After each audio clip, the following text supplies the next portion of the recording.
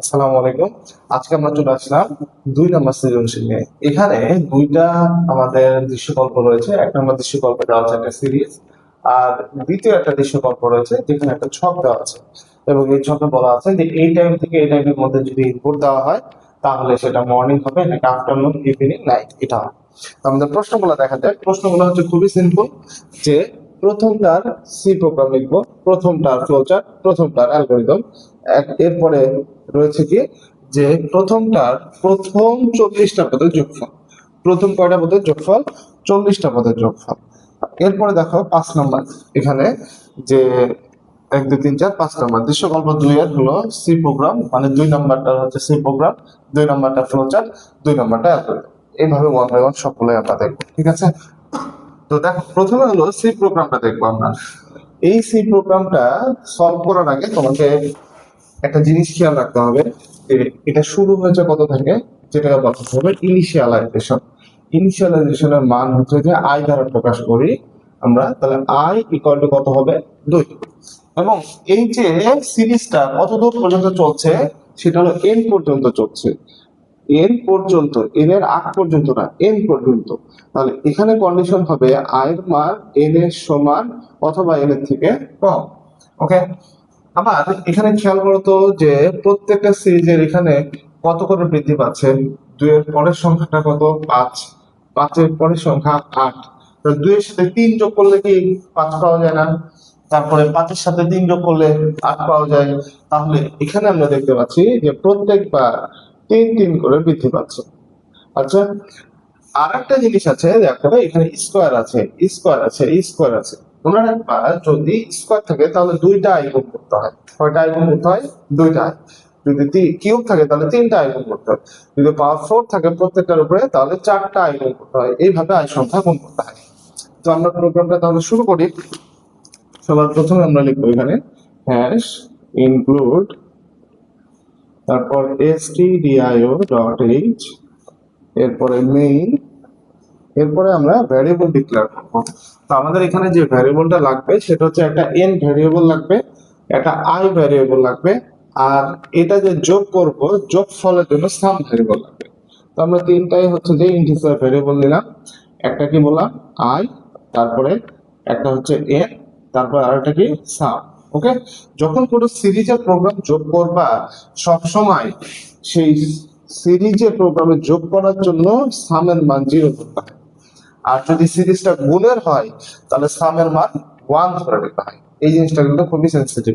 যদি যোগের সিরিজ হয় তাহলে সামের মান 0 হবে। যেমন দেখো, এই যে যোগ চিহ্ন আছে না, যোগ চিহ্ন আছে, তাই এখানে সামের মান কত হবে, 0 হবে।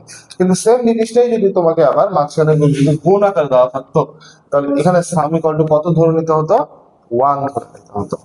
আচ্ছা, এরপরে ইউজারের কাছ থেকে আমরা স্ক্যান এফ লিখে পার্সেন্টেজ দিয়ে দিলাম, ফরম্যাট স্পেসিফায়ার, এরপরে এম্পারসেন্ড এন দিয়ে একটা ইনপুট নিলাম। ঠিক আছে, এন এর মান কি করলাম, আমরা এখানে ইনপুট নিলাম। ওকে, এখন এরপরে আমরা যে কাজটা করব সেটা হচ্ছে লুপ চালাবো। তো আমরা ফর লুপ যদি ব্যবহার করি, তাহলে ফর লুপে 3টা সেগমেন্ট থাকে। একটা সেগমেন্ট হচ্ছে যে ইনিশিয়ালাইজেশন, তারপরের সেগমেন্টটার নাম হলো কন্ডিশন, তারপরের সেগমেন্টটা হলো ইনক্রিমেন্ট বা ডিক্রিমেন্ট। তো ইনিশিয়ালাইজেশন বলতে এই যে দেখো, প্রথমে আমি বলে দিচ্ছি আই এর মান কত হবে, 2। তাহলে এখানে লিখে দিই আই ইকুয়াল টু 2, ইনিশিয়ালাইজ করা হয়ে গেল। এখন হলো কন্ডিশন। দেখো তো, কন্ডিশন এখানে লিখে দিয়েছি আমি। এটার মান কি বলেছি, আই এর মান এন এর থেকে কম অথবা সমান, তাহলে i less than or equal to n. Okay, এরপরে দেখো তো কি বলা হয়েছে, যে এরপরে ইনক্রিমেন্ট বা ডিক্রিমেন্ট। ইনক্রিমেন্ট মানে বৃদ্ধি পাওয়া, তো এখানে যেহেতু বৃদ্ধি পাচ্ছে, তাহলে ইনক্রিমেন্টের মান হবে I equal to I plus 3। যদি এখানে ডিক্রিমেন্ট হতো তাহলে মনে রাখবে এই জায়গাতে কিন্তু মাইনাস হতো, আই মাইনাস সামথিং হতো। তো যাই হোক, আমাদের 3 করে বৃদ্ধি পাচ্ছে, তাই এখানে কত লিখতে হচ্ছে, 3। যদি 2 করে বৃদ্ধি পেত তাহলে এখানে 2 হতো। ওকে, এখন হলো মূল অংশটা। মূল অংশ বলতে যত যোগের সিরিজ আছে সবগুলোতে একটা জিনিস মনে রাখতে হবে, সেটা হলো সাম equal to sum plus I হবে। কি বললাম, যত যোগের সিরিজ আছে সবগুলোতে হবে সাম প্লাস আই।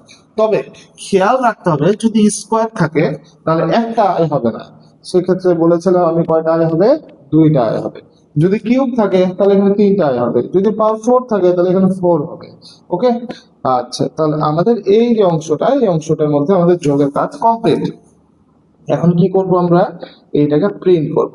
তাহলে প্রিন্ট এফ পার্সেন্টেজ ডি, এখন লিখে দিলাম সাম।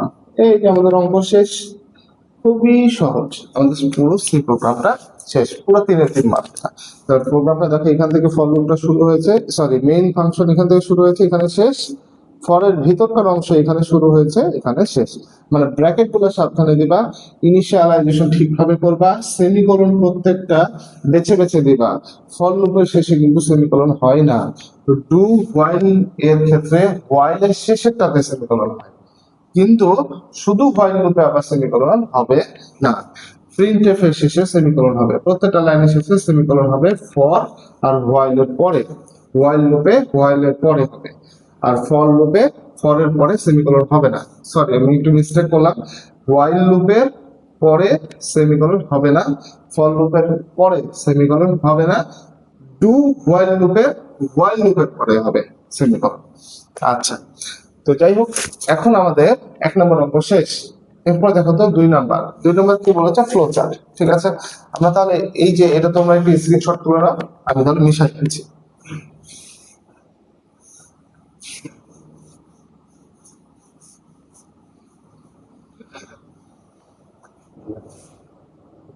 ওকে, তাহলে দেখো এখন যে আমরা ফ্লো চার্ট আঁকবো। ফ্লো চার্ট আঁকানোর জন্য সবসময় মনে রাখবা, একটা হচ্ছে শুরু হয় আর একটা কি হয়, শেষ হয়। তো শুরু করার জন্য আমাদের উপবৃত্ত যেটা, এটা আঁকালাম, এটা লিখলাম শুরু, বা তুমি ইংরেজিতে লিখতে পারো স্টার্ট, স্টার্ট। ওকে, এখন স্টার্ট করার পরে আমাদের দেখতে হবে যে কোনো ইকুয়েশন আছে কিনা। দেখো তো, যেখানে তুমি স্ক্রিনশট নিলে বা খাতায় নোট করেছো, সেখানে একটা সমীকরণ লেখা ছিল, সাম ইকুয়াল টু কত, 0। ওকে, সামের মান কত ধরা হয়েছিল, 0 ধরা হয়েছিল। আর যদি কোনো কিছু ইকুয়েশন থাকে তাহলে এই 4 কোণা বক্সের মধ্যে লিখতে হয়। কি বললাম, যদি ইকুয়েশন থাকে তাহলে 4 কোণা বক্সের মধ্যে লিখতে হয়, এটাকে বলা হয় প্রসেস। এরপরে দেখো তো, তুমি ইউজারের কাছ থেকে ইনপুট নিয়েছো না, স্ক্যান ব্যবহার করে, মানে স্ক্যানএফ এর কোড করেছো, তাহলে ইনপুট নেওয়ার জন্য অথবা আউটপুট নেওয়ার জন্য এই যে সামান্তরিক ব্যবহার করতে হয়। তাহলে এখানে লিখবো আমরা ইনপুট এন, আমরা ইনপুট এন এর মান নিয়েছি, তাই এখানে ইনপুট এন লিখলাম। এরপর হচ্ছে লুপের অংশটা শুরু।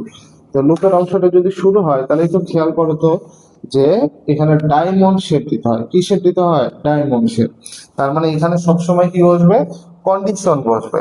দেখো তো এখানে কন্ডিশন কি দেওয়া আছে, আয়ের মান লেস দেন এন, মানে আয়ের মান এন এর থেকে কম হবে। সবসময় কি কম হয়, কখনো কখনো আয়ের মান বৃদ্ধি পেতে পেতে এন এর থেকে বেশি হয়ে যেতে পারে। যদি কখনো আয়ের মান এন এর থেকে বেশি হয় তাহলে এই কন্ডিশন মিথ্যা হয়ে যাবে। তাহলে কন্ডিশন যদি সত্য হয় তাহলে একদিকে যাবে, আর মিথ্যা হলে অন্য দিকে যাবে। ঠিক আছে, তো আমি ধরে নিলাম যে কন্ডিশনটা যদি সত্য হয় মানে ইয়েস হয়, তাহলে নিচের দিকে ফ্লো হলো। আর যদি মিথ্যা হয় মানে যদি ফলস হয় বা নো হয়, তাহলে এটা ধরে নিলাম ডান দিকে ফ্লো হয়। ওকে, কন্ডিশন যদি সত্য হয় তাহলে আমাদের কি কাজ করতে হবে, যোগের কাজ করতে হবে। তো যোগের কাজ করার জন্য কি করব, এই যে দেখো, sum equal to sum plus i into i, i star i, যেটা কিছুক্ষণ আগেই কিন্তু লিখেছি আমি, sum equal to sum plus i star i. Okay, কিন্তু এরপরে এর যে অংশটা রয়েছে ইনক্রিমেন্ট, সেই ইনক্রিমেন্টটা হবে হলো সামের পরে সবসময়, সামের আগে কখনোই ইনক্রিমেন্ট হবে না। আগে যোগ করবা, তারপরে যোগ করার পরে তুমি এটাকে ইনক্রিমেন্ট করবা। তো আমাদের ইনক্রিমেন্ট এখানে দেখো তো কত করে বৃদ্ধি পেয়েছে, ইনক্রিমেন্ট হলো 3 করে বৃদ্ধি পেয়েছে। তো সেক্ষেত্রে লিখতে পারি I equal to I plus 3। এই যে দেখো সেই ইনক্রিমেন্ট, ইনক্রিমেন্ট হওয়ার পরে সেটাকে আবার লুপটা চালাতে হবে না, সেই কারণে কি হলো, আবার এই কন্ডিশনের মধ্যে দিয়ে দেওয়া হলো। তার মানে বৃদ্ধি পাওয়ার পরে আবার টেস্ট করা হচ্ছে যে কন্ডিশন সত্য হয় কিনা। যদি কন্ডিশন সত্য হয় তাহলে আবার যোগ করো, আবার ইনক্রিমেন্ট করো, যদি আবার কন্ডিশন চেক করো সত্য হলে আবার যোগ করো, এইভাবে চলতে থাকবে। এরকম করতে করতে করতে এক সময় দেখা যাবে যে আয়ের মান এন এর থেকে বেশি হয়ে গেছে। আয়ের মান কি এন এর থেকে বেশি হয়ে গেছে। আয়ের মান এন এর থেকে বেশি হয়ে গেলে কন্ডিশনটা তখন নো হয়ে যায়। আর যদি নো হয়ে যায় তখন আমাদের কি করতে হবে, ওই সামের মানটা যোগ করা হয়ে গেছে, ওটাই এখন আমরা প্রিন্ট করব। তাহলে প্রিন্ট করার জন্য কি করব, এই যে দেখো সামান্তরিক আঁকাবো আমরা, ঠিক আছে। তাহলে এখন লিখবো কি PRINT প্রিন্ট সাম। ওকে, এখন যেহেতু আমাদের প্রিন্ট করাও হয়ে গেল, তাহলে আর কোনো কাজ নাই, তাহলে প্রোগ্রামটা আমরা শেষ করে দিই, প্রোগ্রামটা এখানে এন্ড করে দিলাম। তো দেখো এইভাবে হচ্ছে যদি কেউ ফ্লোচার্ট আঁকায় তাহলে ফুল মার্ক পাওয়া যাবে। আমি আবার একটু বলে দিই, প্রথমে প্রোগ্রামটা শুরু করবো স্টার্ট, তারপর সাম ইকুয়াল টু 0, তারপর ইনপুট নিলাম এর। যদি তুমি কোনো প্রোগ্রামে ইনপুট না নাও বা স্ক্যানে ব্যবহার না করো, তাহলে ইনপুটের এই লাইনটা লিখতে হবে না, সরাসরি এখানে চলে আসবা। এখানে হবে কন্ডিশন, কন্ডিশনে দুইটা সবসময় রেজাল্ট পাওয়া যায়, একটা ইয়েস আর একটা হচ্ছে নো। যদি ইয়েস হয় তাহলে ওই সেকেন্ড ব্র্যাকেটের মধ্যে যে যোগটা আছে সেই যোগটা sum equal to sum plus i into i, এটা কিন্তু ইন্টু বা স্টার, এটা স্টার বলা হচ্ছে। ওকে, তারপরে ইনক্রিমেন্ট করতে হয়, ইনক্রিমেন্ট করে আবার এই কন্ডিশনের মধ্যে ঢুকে। এখন এই কন্ডিশনে বারবার বলেছি দুইটা জিনিস পাওয়া যায়, ইয়েস আর নো। নো হলে সেই সামের মানটা প্রিন্ট করে দাও, আর ইয়েস হলে তো বারবার এটা চলতেই থাকবে। ঠিক আছে, তাহলে আমরা 2 নম্বর অংশ ফ্লোচার্ট শেষ করে দিলাম। এরপরে দেখো 3 নম্বর হলো অ্যালগরিদম। অ্যালগরিদম বলতে বোঝানো হচ্ছে তুমি যা যা করলা এখানে ওই জিনিসগুলো বাংলায় ধাপে ধাপে লেখা। ঠিক আছে, তাহলে আমি এইটা এখানে রেখে এ পাশে হচ্ছে অ্যালগরিদমটা লিখে দিই, তাহলে ফ্লো চার্টের সাথে অ্যালগরিদমটা তুমি রিলেট করতে পারবা। অ্যালগরিদমের প্রথম স্টেপ যেটা, সেটা হলো শুরু। ঠিক আছে, স্টার্ট দিলাম, স্টার্ট বা বাংলাতে শুরু লিখতে পারো, তোমার যেটা খুশি। এরপরে স্টেপ 2 দিলাম। 2 নম্বর স্টেপে দেখো তো আমাদের সামের মান কত ধরতে হবে, 0। তাহলে এখানে সাম ইকুয়াল টু 0 ধরি, ঠিক আছে, সাম ইকুয়াল টু 0 ধরি। তারপরে স্টেপ 3, 3 নম্বর স্টেপে দেখো তো ইনপুট না হয়েছে এন এর মান, তাহলে কি করব আমরা, এন এর মান ইনপুট, ইনপুট নিই। ওকে, এন এর মান কি করব, ইনপুট নেব, তাহলে এন এর মান ইনপুট নেই। এরপরে দেখো তো এরপরে কি রয়েছে, কন্ডিশন আছে না। কন্ডিশনের এখানে আমি একটু এইভাবে বলি যে কন্ডিশনটা না লিখে সরাসরি যোগটা কথা আগে বলতে হবে। কি বললাম, কন্ডিশনের কথাটা কি করতে হবে, আগে যোগের কথা বলতে হবে। যেমন একটু বোঝার চেষ্টা করো যে স্টেপ স্টেপ 4 এ রয়েছে, স্টেপ 4 এ রয়েছে হচ্ছে সাম ইকুয়াল টু সাম। ও সবাই এই জায়গাতে একটু কারেকশন করে দিতাম। তো স্টেপ 3, এন এর মান ইনপুট নেই। এরপরে রয়েছে স্টেপ 4, দেখো তো ইনপুটের এন এর মান ইনপুট নেওয়ার পরে কোনটা রয়েছে আমাদের কন্ডিশন, তাই না। তাহলে কন্ডিশনটা কি করব এখানে, যে দেখো আই এর মান মান এন এর থেকে এন এর থেকে কম হলে, কি বললাম, আয়ের মান এর থেকে কম হলে কি করব আমরা, এই অংশটা যোগ করব। তার মানে সাম equal to sum plus i star I. ঠিক আছে, সাম ইকুয়াল টু কি বললাম, I plus some equal to sum plus i star I. তো আয়ের মান যদি এর থেকে কম হয় তাহলে এটা কি করব, এই অংশটা করি, মানে যোগ করি এক কথায়। ঠিক আছে, মনে রাখবা প্রত্যেকটা কন্ডিশনে দুইটা জিনিস থাকে। যেমন এখানে কম হলে বলেছে, যদি কম না হয় তখন কি করবা, কম না হলে চেঞ্জ করতে হবে না। তাহলে কম না হলে এখানে সেই জন্য না হলে, না হলে কি করতে হবে সেটা বলে দিতে হবে। যদি না হয় তাহলে আমরা কি করব, প্রিন্ট করব না সামের মান। এই জন্য এখানে কি লিখবো, স্টেপ 5, স্টেপ 5 এ লিখে দিলাম যে সাম এর মান প্রিন্ট করে,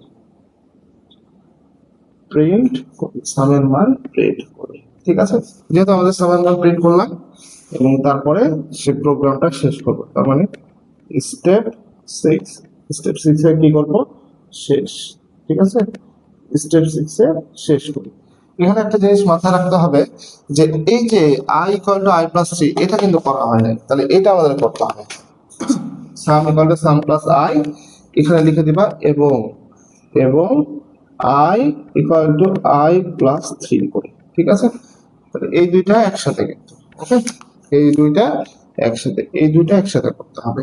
করার পরে টেস্ট করতে হবে যে যদি এটা আয়ের মান এর থেকে কম হয় তাহলে এটা যোগ করবা, আবার ইনক্রিমেন্ট করবা। যদি না হয় তাহলে কোথায় চলে যাবা, না হলে স্টেপ 5 এ যায়, স্টেপ 5 এ যায়। দেখো শেষ। তাহলে আবার বলি প্রথম থেকে, আমি অ্যালগোরিদম শুরু করলাম, স্টেপ 1 দিয়ে শুরু, স্টেপ 2 তে সামের মান 0 ধরলাম, তারপরে এন এর মান কি করব, ইনপুট নেব। এখন এরপরে আয়ের মান যদি এন এর থেকে কম হয়, মানে আয় বলতে এখানে বোঝাচ্ছে যেখান থেকে শুরু হচ্ছে। এখানে দেখো তো কত থেকে শুরু হচ্ছে, 2 থেকে শুরু হচ্ছে, তাই না? তো 2 থেকে যদি শুরু হয় তাহলে এখানে এই আয়ের মানটাও আমাদের বলে দিতে হবে, আই ইকুয়াল টু 2। ওকে, আয়ের মান 2, তার মানে আয়ের মান যদি এন এর থেকে কম হয় তাহলে কি করব, সাম equal to sum plus i star I করতে। যদি এটা করা হয় তাহলে এটা হচ্ছে ইনক্রিমেন্ট হবে, এবং যদি এটা না হয়, যদি এর থেকে ছোট যদি না হয় তাহলে কোথায় যাবো, স্টেপ 5 এ যাব। এখন আমরা কি দেখলাম, যে ধারার অ্যালগোরিদমটা দেখলাম। এরপরে 4 নাম্বার দেখো তো কি বলা হয়েছে। 4 নাম্বার বলা হয়েছে যে প্রথম 40টি পদের যোগফল।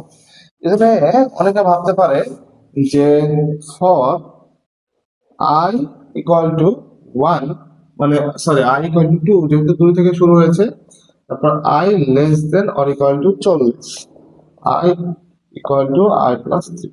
যেহেতু 40টি পদের যোগফল বলেছে, তো মনে করবে যে এন এর মান মনে হয় 40। সাধারণত প্রশ্ন এরকম ভাবেই থাকে, তো যে 30 পর্যন্ত যোগ করো, 40 পর্যন্ত যোগ করো, এন এর মান 50 হলে কত হবে সেটা যোগ করো। তখন এই এন এর জায়গাতে কত বসে দেয়, 40 বসে দেয়। যদি কেউ এই কাজটা করো তাহলে কিন্তু ভুল হবে। কারণ কি, দেখো তো যে প্রথম তিনটার ক্ষেত্রে খেয়াল করো যে 2, 5 আর 8, এখানে কয়টা পদ আছে, পদ আছে হলো 3টা।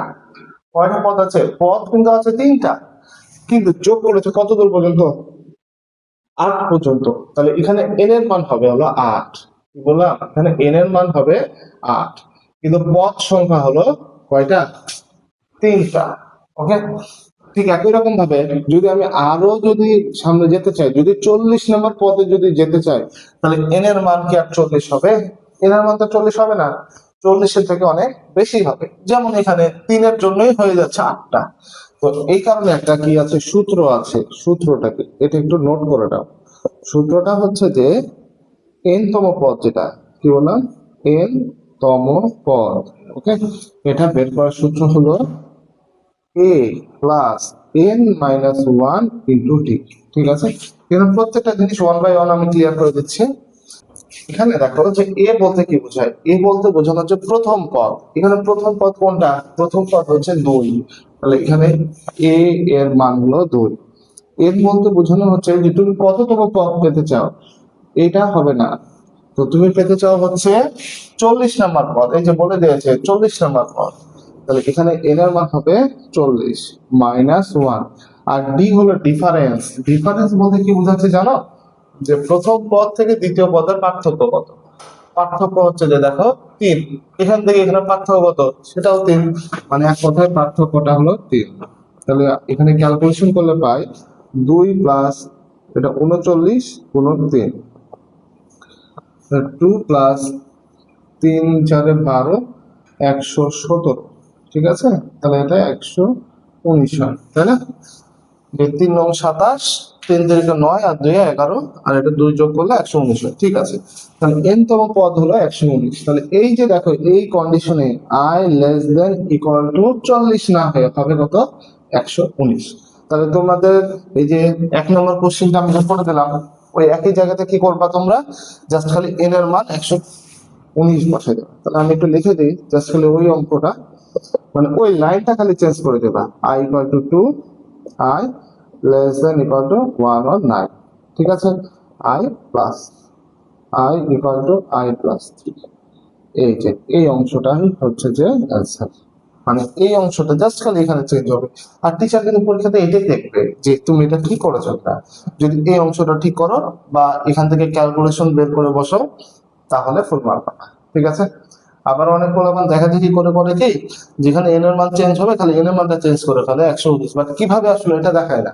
টিচারও কিন্তু এটা বুঝতে পারে দেখা দেখি করে লেগেছে, তাই দেখা দেখি করলেও যেন ধরা না খাও, তাই এই অংশটাও করে দিতে হবে। ঠিক আছে, এরপরে দেখো যে 5 নম্বর প্রশ্ন। দৃশ্যকল্প 2 এর সি প্রোগ্রাম। দৃশ্যকল্প 2 এ দেখো যে মর্নিং, ইভিনিং, আফটারনুন, নাইট এগুলো আছে। এই জিনিসটা আমরা কি করে সি প্রোগ্রামে সলভ করব? ওকে, সি প্রোগ্রামে আমরা কিভাবে সলভ করব?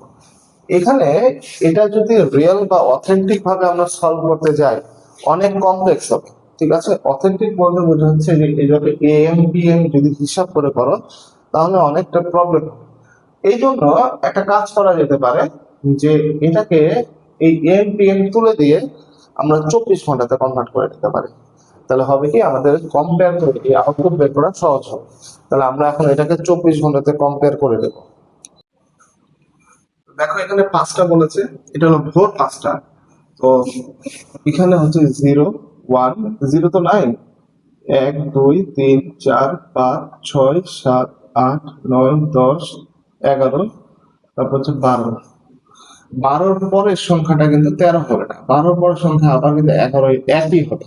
1 2 3 4 5 6 7 8 9 10 11, তারপরে কি আবার 12।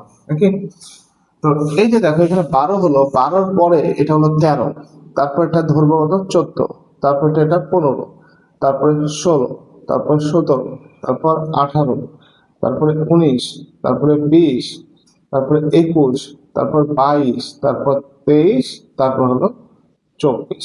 ঠিক আছে, তাহলে এই যে এইটা কখন থেকে, এই এমটা হলো রাত 12টার পর থেকে হচ্ছে এম শুরু, মানে এইগুলো হচ্ছে যে ধরো সবগুলা এম। ওকে, এবং 12টার পর থেকে যেগুলা মানে সকাল 12টার পর থেকে যেগুলা রয়েছে, দুপুর 12টা যেটা আসলে, তো এইটাকে বলা হচ্ছে যে পিএম। ওকে, তো এখানে 5 এম, 5 এম, মানে এখানে 5 এম এর ক্ষেত্রে কোনো চেঞ্জ নাই, এটা 5-ই রাখবো। এবং এটা কত দূর পর্যন্ত যাবে, 11.59। তাহলে এটা হচ্ছে এম এর মধ্যে রয়েছে, এটা কোনো চেঞ্জ হবে না। এরপর দেখো তো 12, এটা কি পিএম এর কথা বলা হয়েছে, তো 12টা বলেছে এটা, তাই না? তাহলে এটা 12ই থাকবে। আর এখানে কি বলেছে, বিকাল 5টা, মানে 4.59, মানে 5টা। বিকাল 5টা খোঁজো, এই যে পিএম এর মধ্যে 5টা খোঁজো, এটার মানে হচ্ছে আসলে 17, এটা মানে হতো 17। তাহলে এখানে আমরা লিখবো হলো 16.59। ঠিক আছে, 16.59। এরপরে রয়েছে হলো 5টা মানে 17। এরপরে দেখো রাত 9টা, রাত 9টা কই, রাত 9টা এই যে দেখো, রাত 9টা হলো 21টা বাজে, এখানে লিখবো 20.59। এরপরে পুরোপুরি যখন 9টা বাজবে তখন লিখবো হচ্ছে 21। ঠিক আছে, এবং এটা কতদূর পর্যন্ত চলবে, এটা হলো 4.59, 4.59, মানে এক কথা হলো হচ্ছে যে ভোর 5টা পর্যন্ত। এটা হচ্ছে যে কত দূর, সম্পূর্ণটা হলো এই যে 5টা। ঠিক আছে, দেখো এখানে পিএম থেকে এম, এই জায়গাতে একটু মাথা ঠান্ডা রাখতে হবে। ঠিক আছে, যেটা পিএম বললে কিন্তু ওই 21-এর ঘরে 12 থেকে বেশি, আর এটা এম বলেছে তোমরা 12 থেকে কম, তাহলে এটা হবে হচ্ছে 4.59। ঠিক আছে, 4.59। ওকে, এই অঙ্কগুলা তাহলে আমরা এখন সলভ করবো। ঠিক, এখন তাহলে আমরা এই অংশটা শুরু করি। দেখো এখানে কি আছে, 5টা হচ্ছে যে 0 আর 11টা 59। তো প্রথমে হ্যাশ ইনক্লুড দিয়ে আমরা প্রোগ্রাম শুরু করলাম, মেইন দিলাম। এরপরে মেইন অংশ মানে মূল প্রোগ্রামের অংশটা, এখানে ভ্যারিয়েবল দুটো ডিক্লেয়ার করলাম, একটা হলো এম দ্বারা আর একটা হলো এন দ্বারা। এম বলতে বোঝানো হচ্ছে এখানে মিনিট এবং এইচ বলতে বোঝানো হচ্ছে আওয়ার। ঠিক আছে, এখন স্ক্যানএফ দিয়ে কি করলাম, মিনিট এবং আওয়ার এই দুটা ইউজারের কাছে ইনপুট নিলাম। তাহলে প্রথম ভ্যালুটা হচ্ছে যে এখানে আওয়ার, পরের ভ্যালুটা হলো মিনিট। পার্সেন্টেজ ডি দুটাই যেহেতু ইন্টিজার নাম্বার তাই এখানে পার্সেন্টেজ লেখা হয়েছে। এরপরে দেখো এই যে এ লাইনটা মানে প্রথম কন্ডিশন, এখানে প্রথম কন্ডিশনে বলা হয়েছে যে 5টার থেকেও বেশি এবং 00 থেকেও বেশি। এই যে দেখো 5টার থেকেও বেশি এবং মিনিটের মানে 00 থেকেও বেশি হতে হবে। এবং এটা কত দূর পর্যন্ত, বেশি বলতে কত দূর পর্যন্ত যাওয়া যাবে, সেটা 11টা পর্যন্ত বা তার থেকে কম যাওয়া যাবে। আর মিনিটের ক্ষেত্রে 59 বা তার থেকে কম যাওয়া যাবে। যদি এই রেঞ্জের মধ্যে হয়, এর থেকে বেশি এবং এর থেকে কম হয়, তাহলে এটা হলো মর্নিং প্রিন্ট করবে। একইভাবে 2 নম্বরটা দেখো, তাহলে যদি প্রথমটা ক্লিয়ার না হয় দ্বিতীয়টা দেখো।